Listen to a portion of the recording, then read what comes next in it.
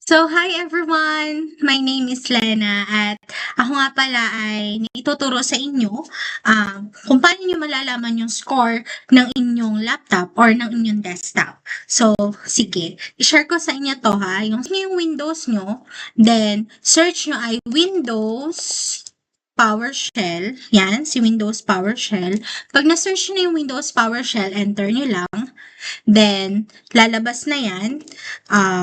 Yung cursor, pag lumabas yan, itatype nyo to, W, capital letters, W, M, I, then object, small letters yung object, then space, Win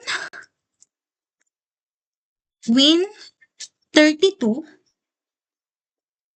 makasabay kayo ha, Win 32, tapos SAT, capital letters yung SAT. So, ito yung yan yung ating itatype. Then, pag na-type nyo na yan, i-enter nyo lang. Then, after nyo ma-enter, lalabas na yung score. Yan, kita nyo yung score.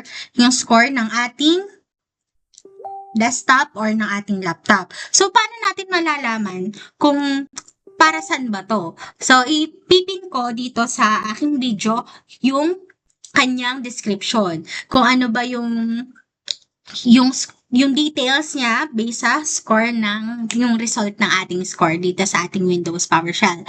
So, yun. I hope makatulong sa inyo at please like, subscribe, and share nyo na lang din tong video to. God bless you guys. Love you.